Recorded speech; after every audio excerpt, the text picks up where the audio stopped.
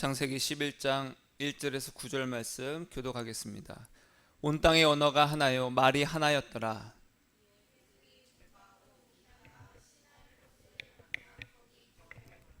서로 말하되 자 벽돌을 만들어 견고히 굽자 하고 이에 벽돌로 돌을 대신하며 역청으로 진흙을 대신하고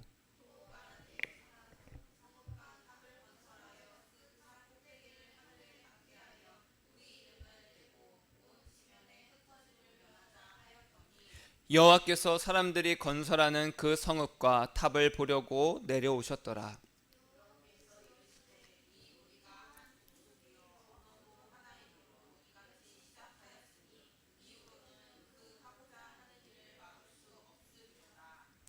자 우리가 내려가서 거기서 그들의 언어를 혼잡하게 하여 그들이 서로 알아듣지 못하게 하자 하시고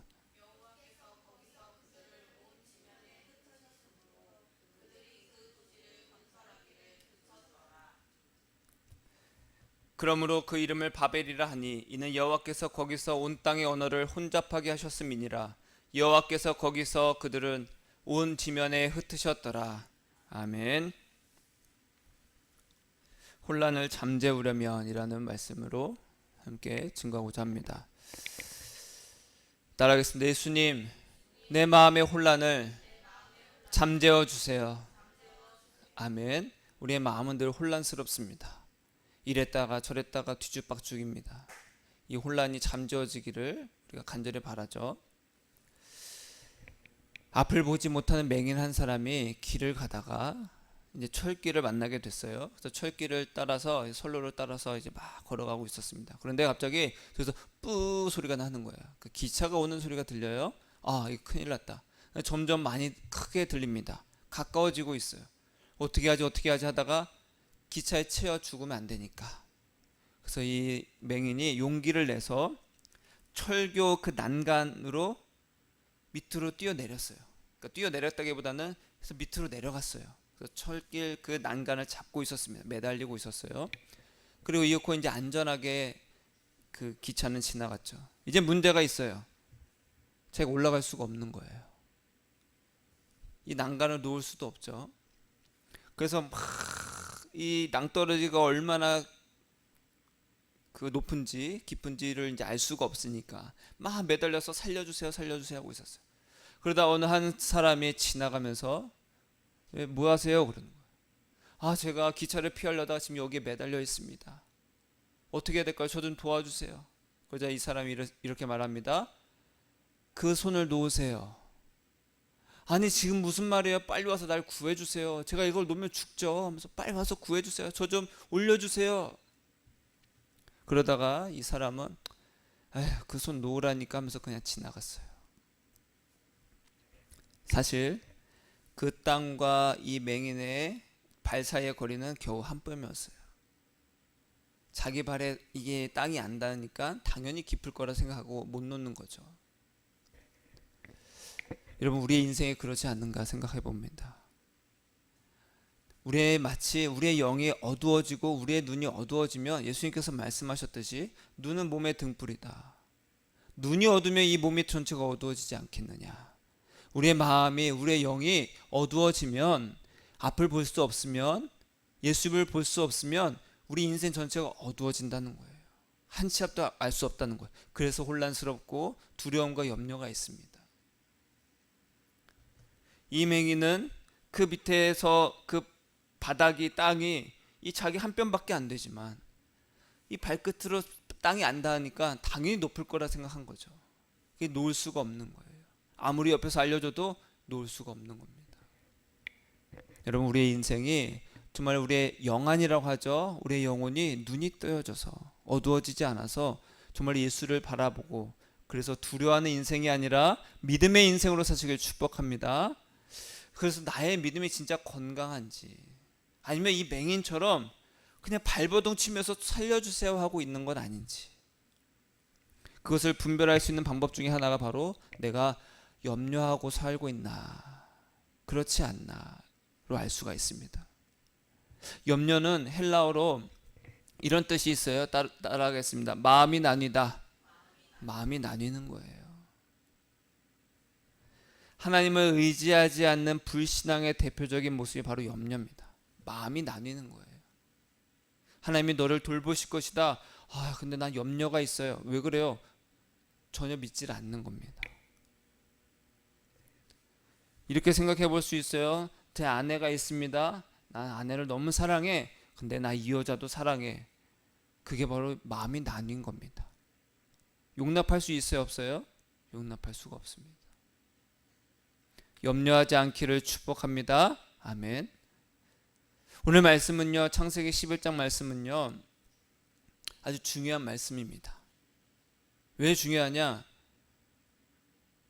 당연히 하나님께서 하신 말씀이니까 중요하지만, 제가 한 주 동안 그 전부터 이제 준비를 했었지만, 우리의 인생이 정말 이렇게 되면 안 되겠다라는 마음을 예수님이 주셨고, 막 묵상하면서 정말로 예수님께서 저에게 주셨던 말씀은 우리의 인생이 왜 염려하고 혼란스러운지를, 그래서 이렇게 말씀해 주셨어요.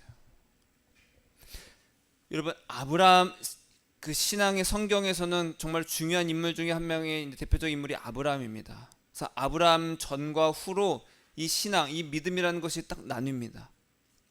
그래서 항상 나는 아브라함의 하나님이요 이삭의 하나님이요 야곱의 하나님이다라고 계속 말씀을 하시잖아요.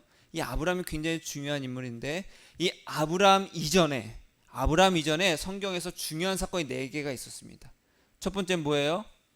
천지창조. 하나님께서 태초에 천지를 창조하셨어요. 그리고 나서 인간을 만드신 다음에 이 인간이 어떻게 됐습니까? 마귀의 미혹에 빠져서 죄를 허락했습니다. 타락을 했어요.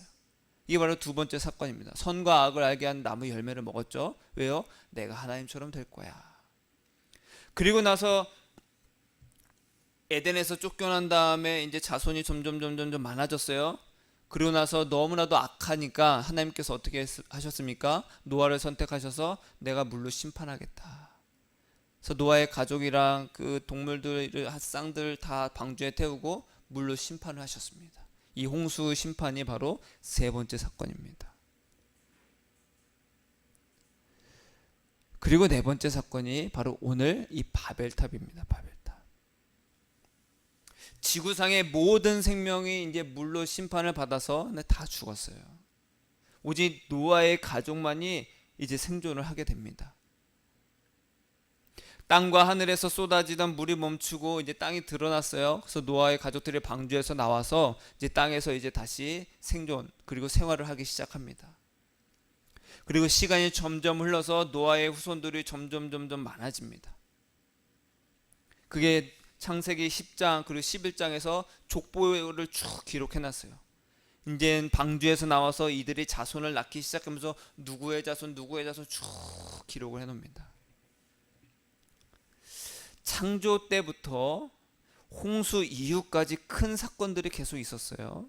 하지만 변하지 않는 것이 있었는데 뭐냐? 바로 언어였습니다. 언어가 하나였어요. 창조 이후부터 계속 인간은요 언어와 말이 하나였어요. 그러니까 어디를 가든지 누가 만나든지 전혀 문제가 될 게 없었어요. 여러분 상상해 보세요. 우리가 미국을 가도 그냥 말이 다 통해. 편하겠죠? 편할 거예요. 그래서 시간이 흐르고 족속이 만들어지고 막 흩어지고 집단을 이루고 살기에 전혀 어려움이 없었다는 거예요. 이제 홍수 심판이 이제 전설로 전해질 만큼 이제 시간이 흐르고 땅에 사람의 이제 수가 점점 많아집니다. 그래서 어떻게 됩니까? 2절에 보니까 이에 그들이 동방으로 옮겨갑니다. 동방으로 옮겨갔다. 이것은요 동쪽으로부터 옮겼다. 동쪽에서부터 이제 멀어졌다라는 거예요. 태초에 하나님께서 에덴을 동쪽에 지으셨습니다. 어딘지는 이제 학자들이 알아서 찾겠지만 동쪽에 지으셨대요. 근데 이 동쪽이라는 것은 성경에서 그래서 에덴을 중심을 말하는데 에덴으로부터 점점 멀어졌다는 것을 의미해요. 에덴은요 뜻이 기쁨, 즐거움이라는 뜻이 있습니다. 이 기쁨과 즐거움으로부터 계속해서 멀어지고 있다는 거예요. 이건 무슨 의미입니까? 따라하겠습니다. 하나님으로부터 멀어졌다. 멀어졌다는 거예요. 이들이 점점 하나님으로부터 계속 멀어지는 거예요. 우리도 뭐 장거리 연애, 뭐 주말 부부 이런 것들이 있습니다. 각자 사정에 따라서. 그런데 이제 우리가 공간과 물리적 거리가 멀어지면 마음도 멀어져요. 그렇죠? 소원해지고. 다 그렇다는 건 아니죠. 대체적으로 그렇습니다. 이들의 마음이 하나님에게서 멀어졌고 하나님과의 관계가 멀어졌다는 것을 의도적으로 기록을 해놓은 거예요. 이들의 마음이 홍수 이후에 자손이 번성해 가면서 또다시 하나님으로부터 그들이 멀어지기 시작했다. 그래서 그들의 상태를 말해주고 있는 거예요. 마치 점점 그들의 마음, 영의 눈이 점점 어두워져 가고 있다는 것을 이제 기록해 놓은 거예요. 그러다 시날 평지를 만납니다. 거기서 이제 만족해하면서 눌러 살기로 합니다. 왜냐하면 그곳은요, 강과 강 사이의 평지예요. 강 하나만 있어도 좋은데 강이 두 개 사이에 있어요. 강 사이에 이 평지가 있는 거예요. 얼마나 풍족하겠습니까? 여러분, 사람이 하나님을 떠난다는 것은요, 단순히 거처를 옮기는 것을 의미하지 않습니다. 하나님이 우선이 아니라 자기의 안위가 최우선이 되는 거예요. 그래서 자기 살 길을 찾아 막 떠나가는 거예요. 하나님께서 태초에 사람을 만드시고 그리고 명령을 하시기를 뭐라고 하셨냐면 생육하고 번성하고 충만하라, 이렇게 명령하셨어요. 그러나 이 아담과 하와가 죄를 받아들였어요. 이제는 온 세상에 죄가 가득해서 도저히 소망이 없을 때 하나님은 물로 심판을 하셨어요. 그리고 우리가 흔히 하는 말로 리셋을 시켰습니다. 다시 시작, 초기화를 시켰어요. 우리도 컴퓨터나 핸드폰이 좀 너무 버벅대, 이상한 게 많이 깔렸어, 그러면 리셋을 합니다. 공장 초기화, 다시 새롭게 하는 거예요. 그런데 그렇게 초기화가 됐는데도 불구하고 다시 하나님으로부터 멀어지기 시작했다는 거예요. 1563년에 당시 네덜란드와 벨기에 일대를 이제 플랑드르라는 지역이 있었습니다. 이 지역은요, 항구 도시기도 하고 그래서 경제와 무역의 중심지로 아주 잘 나가는 도시였어요. 하지만 그 속내를 들여다보면 스페인과의 전쟁이 있었고, 그 다음에 구교와 신교의 그 종교적인 대립도 있었고, 그 다음에 사회 구조가 막 급변하게 변하니까 큰 혼란을 겪고 있었어요.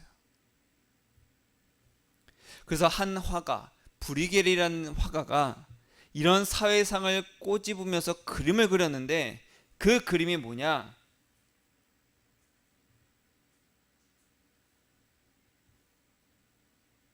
이겁니다. 바벨탑. 이 브리겔이라는 유명한 화가가 바벨탑을 그렸습니다.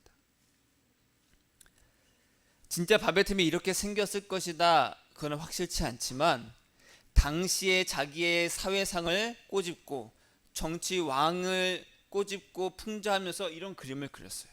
성경에 있는 바벨탑을 이제 모티브로 해서. 근데 이 바벨탑을 보니까 이상한 점이 있습니다. 뭐가 이상할까요? 탑이 기울어져 있어요. 그렇죠? 피사의 사탑처럼 기울어져 있어요. 우리가 건물을 지을 때 어떻게 지어요? 똑바로 지어야 됩니다. 우리가 젠가 같은 거 이렇게 세울 때도 똑바로 지어야 위로 저 높이 올라갈 수 있습니다. 그래서 첫 번째는 이상한 것이 삐딱하게 기울어져 있다라는 거예요. 그러니까 균형 감각을 잃어버린 그 사회상을 이제 꼬집고 있어요. 자, 근데 또 하나 문제가 있습니다. 뭐가 문제일까요? 우리가 높은 건물을 지을 때 어떻게 지어야 돼요? 밑에를 튼튼하게 지어야 됩니다. 그래서 기초공사가 굉장히 오래 걸립니다. 밑에를 튼튼하게 하고 그 다음에 한 층씩 한 층씩 올라갑니다. 근데 이 그림을 보니까 밑에 공사가 다 완성도 안 되는데 계속 위로 올리고 있어요. 그게 보이시죠? 밑에 공사들이 다 아직 안 끝났어요. 그런데도 계속 위로 계속 올라가고 있어요. 그러니까 아래층을 완성하기도 전에 위층을 쌓아 올리는 어리석음을 이들이 이제 범하고 있는 거죠. 이렇게 계속 공사를 하다가는 이 탑은 어떻게 될까요? 무너지겠죠. 그래서 그 당시의 모습을 풍자하면서 너희들의 이 도시가 지금 잘 나가는 것처럼 아주 풍요로운 것처럼 보이지만 사실 그 속은 이렇게 잘못되어 있다라는 것을 이 브릭이라는 화가가 이 바벨탑을 비추어서 빗대서 그 당시의 사회상을 이제 꼬집었어요. 풍자를 했습니다. 근데 이 바벨탑, 이 창세기 11장에 나오는 이 바벨탑의 모습도 이와 같지 않을까? 사람들이 여기 밑에 보면요, 저기 벽돌을 굽고 있습니다. 여기 벽돌을 굽고 있고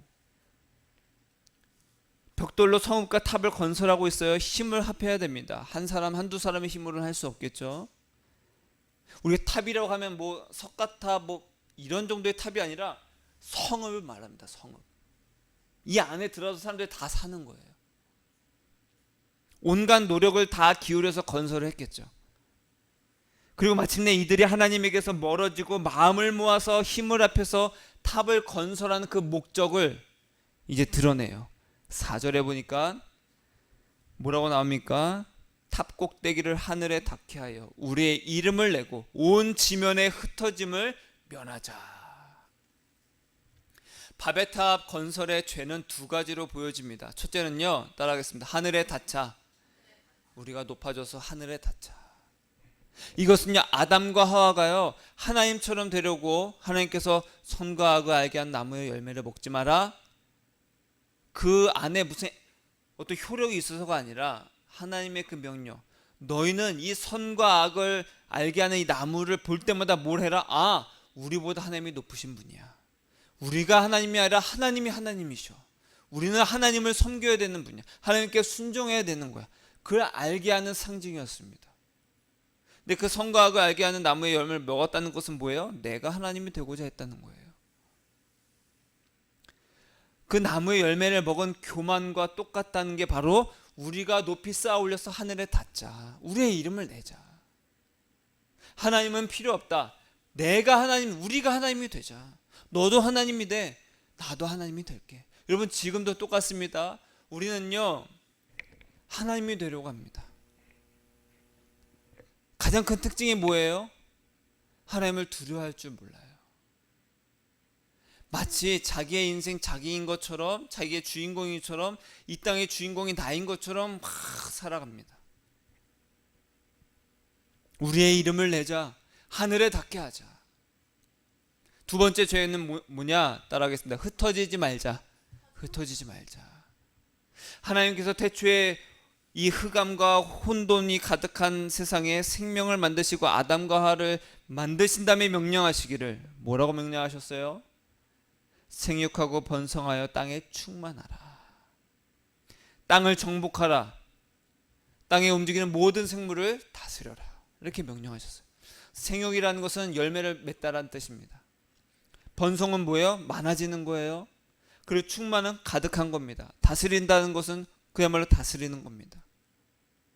전에는요, 이 명령을 어떻게 대부분 이해했냐면, 생육하고 번성해야 돼. 야, 사람이 생육하고 번성하려면 어떻게 해야 돼? 자손이 많아야 되겠지. 그럼 결혼해야 돼. 결혼해서 애를 낳아야 돼. 그게 바로 하나님의 명령이야. 이렇게 이해를 했습니다. 그래서 결혼하지 않는 건 죄야. 결혼하는 것이 하나님의 뜻이야. 그런데 고린도전서 7장 8절에 보니까 바울은 뭐라고 얘기했냐면 결혼하지 않은 신도들이 있는 거예요. 근데 결혼한 성도들도 있는 거예요. 그러니까 고민이 되는 거예요. 우리 결혼해야 되나? 근데 그 중에는 또 사별을 해서 과부가 된 사람도 있습니다. 다시 재혼해야 되나? 그래서 바울이 뭐라고 얘기했냐면 자신과 같이 결혼하지 않은 상태로 그냥 지내는 것이 좋다. 하지만 너희들의 그 정욕을 참을 수 없으면 결혼해라. 이 말씀을 비추어 보면은 생육하고 번성하라는 것이 단순히 결혼해서 애 많이 낳아라 이 말은 아니겠구나. 왜냐하면 서로 상충되니까. 심지어 이렇게 이야기하는 사람도 있습니다. 하나님을 믿는 사람들이 이 세상을 다스려야 된다. 이왕이면 믿는 자들이 저 높은 위치에 올라가야 돼. 그래서 이 땅에 하나님의 나라를 우리가 성취를 해야 돼. 이게 하나님의 뜻이야. 다스리라고 했잖아. 그럴듯하죠? 그래서 결국 세상의 힘과 성공은요, 당연시 된 거예요. 기독교인들, 그리스도인들이 이 세상에서 성공하고 힘을 가져야 되는 것은 하나님의 명령이라 여기게 됐어요. 그래서 어떤 일이 있어서요? 대표적으로 십자군 전쟁 같은 거. 주의 이름으로 다 죽이고 다니는 거예요. 그런 폭력을 정당화하는 악행을 그때뿐만 아니라 지금도 정당화하고 있습니다. 주의 이름으로 많은 것들을 하잖아요. 그래서 이런 의미에서 볼 때 창세기 1장 28절의 하나님의 명령은요, 단순히 자손을 많이 낳는 그런 뜻이 아니라, 단순히 내가 예수를 믿는 자들이 이 땅을 정복해야 된다, 그런 뜻이 아니라, 왜요? 결과를 위해서 이 방법을 정당화시켜버리는 거예요. 그런 뜻이 아니라면 도대체 뭘까? 하나님과의 에덴에서는 하나님께서 이 명령을 하셨을 때 아담과 하와에게, 아담과 하느냐 에덴에서 하나님과 정말 친했습니다. 전혀 거리낌이 없었어요. 막힘도 없었고, 하나님이 아담아 부를 때 네 하나님 하고 언제나 갈 수 있었어요. 하나님과의 그 친밀한 관계에서 그 맺는 열매, 항상 예수님과 동행하는 자들로 땅에 충만해서 땅과 모든 생물을, 그 어떤 이 땅에 있는 것들로부터 다스림을 받는 것이 아니라 오히려 하나님 외에 그 어느 것도 섬기지 않는 온전한 상태. 너희가 다스려라, 이 말은 우리가 마음대로 돼도 된다는 뜻이 아니라, 그 어떤 것으로부터 너희는 정복당하지 말아라. 그 어떤 것도 너희들은 우상으로 섬기지 말아라. 너희가 섬길 분은 오직 하나님 한 분밖에 없다.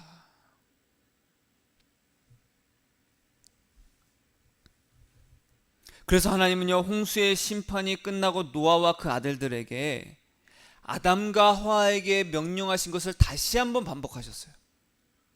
하나님이 노아와 그 아들들에게 복을 주시며 그들에게 이르시되 생육하고 번성하여 땅에 충만하라. 왜? 다시 초기화 시켰으니까 이들에게 다시 명령해 주시는 거예요. 생육하고 번성하여 땅에 충만해라. 여러분, 생육하고 번성하여 땅에 충만하려면 어떻게 해야 됩니까? 흩어져야 돼요? 모아져야 돼요? 흩어져야 됩니다. 그렇죠? 흩어져야 됩니다. 단순히 그냥 자손을 많이 낳으라는 의미가 아니라, 너희는 생육하고 번성해서 땅에 충만해야 돼. 너희들은 흩어져서 살아.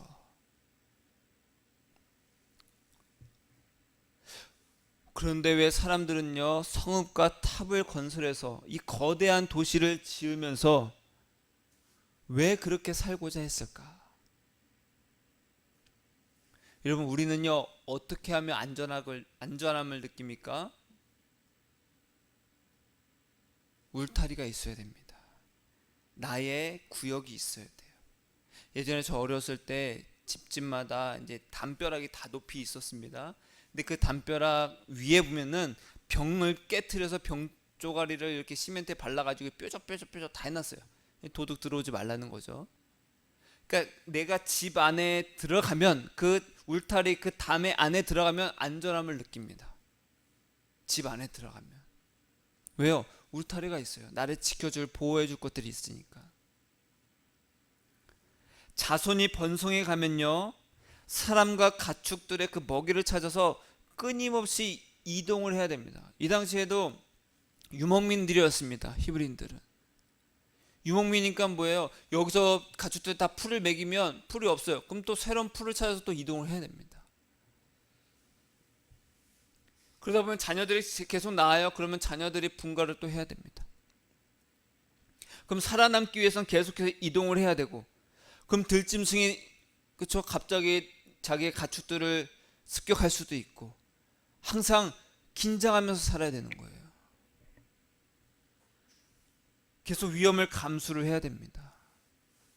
그런 위험과 수고를 하지 않고 우리가 서로 의지해서 우리가 서로가 서로에게 울타리가 되어서 저 높은 성읍을 만들고 도시를 만들어서 하나님처럼 우리가 되자.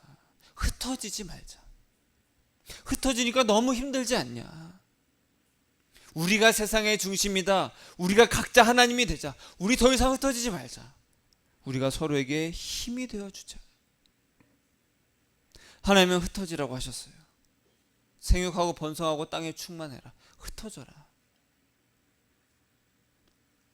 여러분, 지금도 우리는요, 어느 곳을 가든지 세력을 만들거나 그 세력에 속하기를 좋아합니다. 그래 안정감을 느껴요. 대학을 가더라도 일단 동아리부터 들어가려고 하잖아요. 그 멤버십을 가지려고 합니다. 그 소속감을 느끼려고 해요. 보호받고 싶고요. 그 세력의 일원으로서 내가 있는 것을 자부합니다. 나 여기 다녀. 자부하잖아요. 수많은 지역 커뮤니티가 있습니다. 그렇죠? 무슨 뭐 카페 뭐 하면서, 그렇죠? 뭐 나주 사랑 카페 뭐 그런 것도 있잖아요. 지역마다 정치적인 것들도 많이 있고요. 그런 것에 있음으로 보호받아서 나는 홀로 외딴 섬에 있는 것이 아니라 나도 이들 속에 함께 포함되어 있어서 안정감을 느끼는 거예요. 나만 모르는 이야기들이 막 되어지는 것들을 나도 궁금하고 나만 왕따 당하기 싫고. 하나님은요, 물론 심판하셔서 세상을 초기화하셨지만 사람의 악함이 계속되어져 감을 보시고 마침내 언어를 혼잡하게 하십니다. 야, 이렇게 하다간 얘네들이 하는 거 우리가 막을 수가 없다. 하나님 이러면 안 되겠구나. 얘네 거침이 없구나. 어떻게 해요? 언어가 하나니까 얘네들이 이렇게 흩어지지 않는구나. 그래서 언어로 흩으셨습니다. 언어가 혼잡하게 하셨어요. 그러니까 그전에는요, 서로 피부색이 다르고 막 해도 전혀 대화하는데 거리낌이 없었어요. 그러니까 서로 소통하고 의지하며 도시를 건설하던 사람들이 갑자기 이상한 말을 하기 시작하는 거예요. 알아듣지 못하는 말. 그래서 어떻게 됩니까? 이 건설이 멈추게 됐어요. 그리고 사방으로 흩어지게 됩니다. 그래서 그 도시를 뭐라고 불러요? 바벨이라 불렀다. 바벨. 이 바벨이라는 뜻은요, 따라하겠습니다. 혼란이라는 뜻이에요. 혼란이라는 말이 뭐예요? 사전적 의미로 뒤죽박죽돼서 어지럽고 질서가 없다라는 뜻이에요.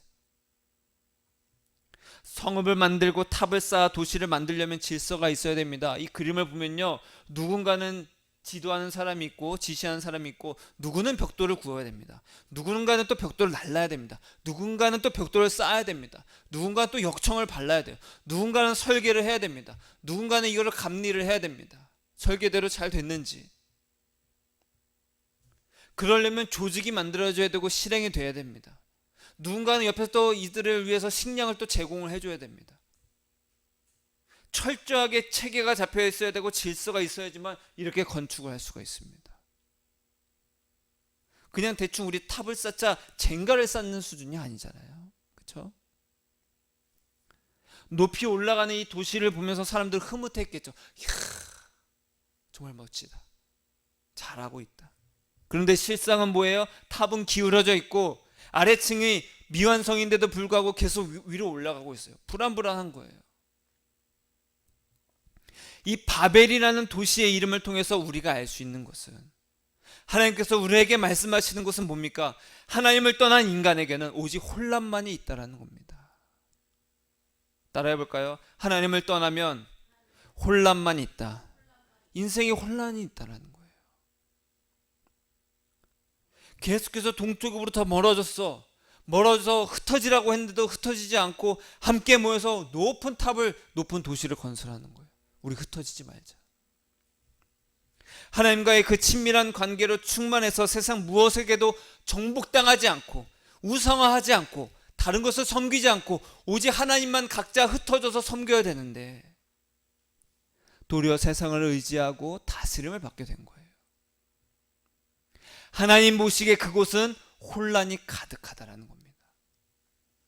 오래전 선악과를 먹었을 때처럼, 홍수로 심판을 받았을 때처럼 사람들의 마음은요, 하나님이 아닌 자기를 위한 타락한 마음뿐이었고, 이것은 창조 질서에 어긋난 혼란이라는 거예요.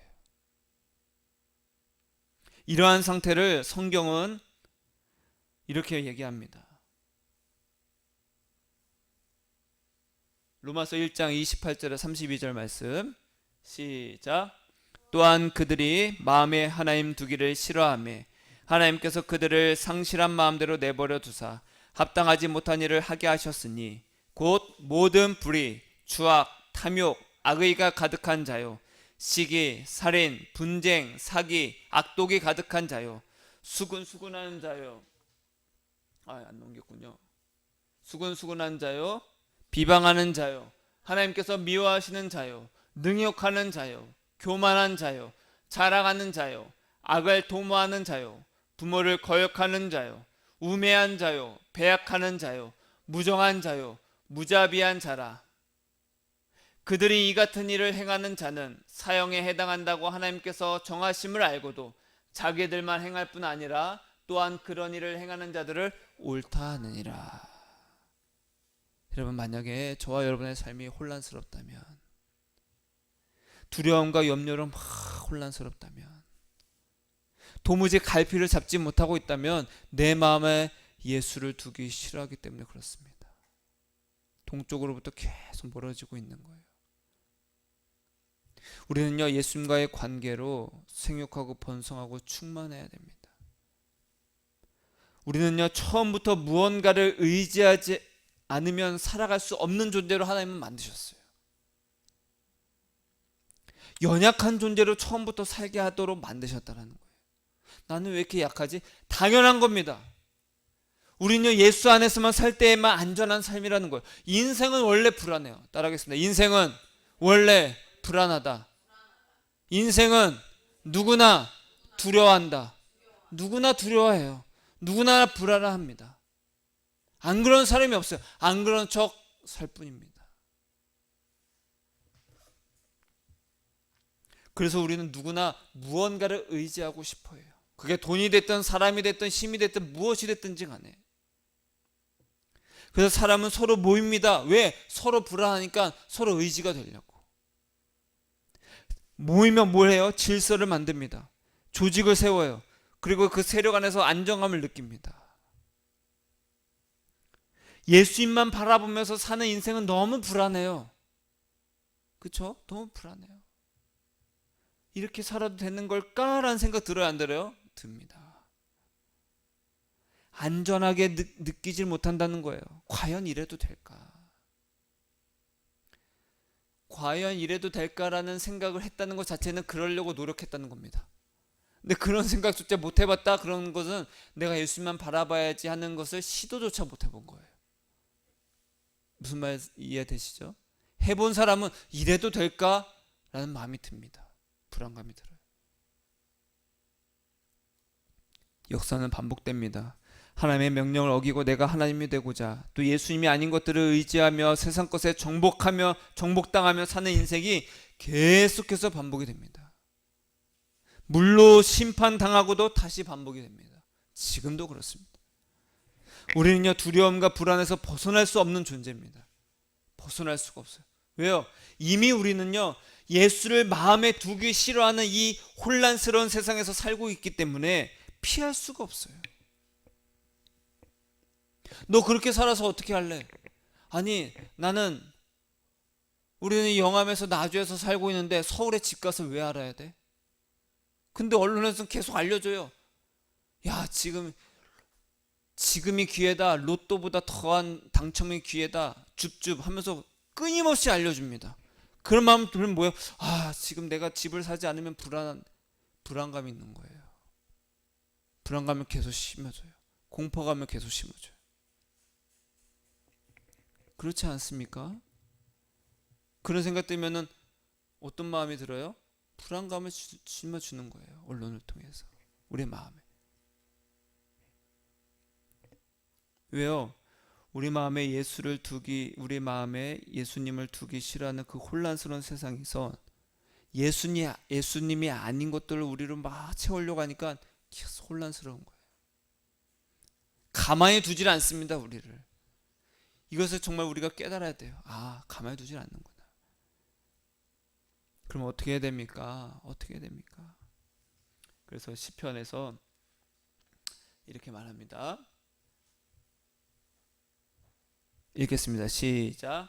지존자의 은밀한 곳에 거주하며 전능자의 그늘 아래에 사는 자여, 나는 여호와를 향하여 말하기를 그는 나의 피난처요 나의 요새요 내가 의뢰하는 하나님이라 하리니, 이는 그가 너를 새 사냥꾼의 올무에서와 심한 전염병에서 건지실 것이미로다.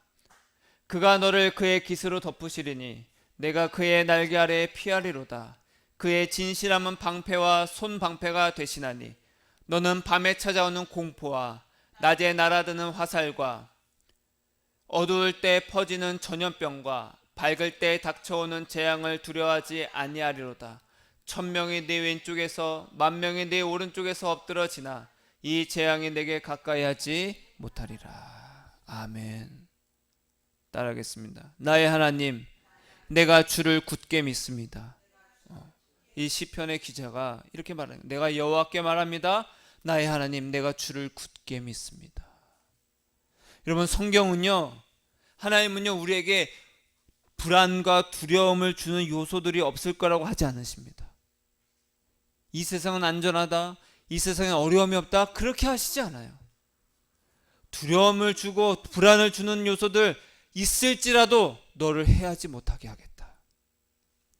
1000명이 10,000명이 네 양쪽에서 다 쓰러지는 재앙이 닥치더라도 너는 내가 지켜줄게. 어떻게 하면? 내가 예수를 굳게 믿고 있으면. 이 말은요, 내가 예수를 굳게 믿는다는 것은요, 오늘을 내가 살 때에 내일을 위해서 내가 오늘 안 달라지 말라는 겁니다. 아, 이거 어떻게 하지? 저거 어떻게 하지? 아, 내일 어떻게 하지? 야, 5년 뒤 어떻게 하지? 저거 안 달라지 말라는 거예요. 오늘 하나님께서 주신 것을 감사하며 충실히 살고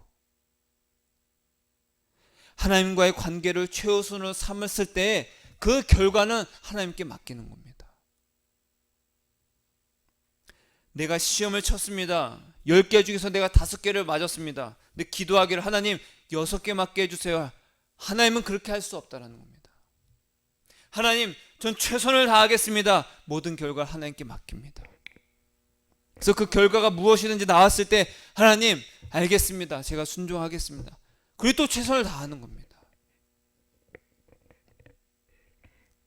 어떻게든 그 결과를 바꿔보려고 여기 뇌물 주고 저리 들러붙고 나 좀 잘 되게 해주세요. 그러지 말라는 거예요. 따라하겠습니다. 하나님, 내가 예수님을 굳게 믿습니다. 이 시편 기자가 말하는 거예요. 내가 말합니다. 그렇게 하면 하나님께서 내가 그 어떤 전염병에도 재앙에도 반드시 지켜주신다는 거예요. 우리는요, 마음을 같이 해서 성읍을 쌓고 탑을 높이 쌓아 서로에게 힘이 되고 울타리가 되어주자는 말을 마땅히 여기는 이 세상에서 살고 있어요. 두려움을 피할 수 없습니다. 두려움을 주는 것들을 우리가 피할 수 없어요. 우리가 동쪽으로서 계속해서 멀어지면, 계속해서 하나님으로부터 멀어지면, 매일매일 예수님과 가까이 지내지 않으면, 하나님의 그 전능자의 그늘 아래 거하지 않으면, 나를 지켜주고 안전하게 해줄 바벨을 내가 짓고 있으면 하나님은 우리를 흩으실 것입니다. 우리의 그 모든 노력을 다 물거품을 만드실 겁니다. 죄와 더러움 가운데 있는 우리의 삶을 내버려 두실 거예요.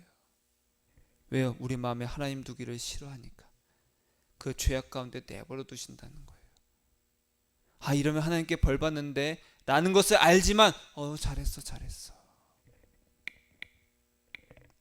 울타리가 있지만, 안전하고 강력한 사회 경제 체제가 있지만 여전히 불안하고 두려워하고 있는 이 상태로 우리를 내버려 두실 거예요. 여러분, 하루하루를 두려움과 불안으로 산다고 생각해 보세요. 사는 게 아닙니다.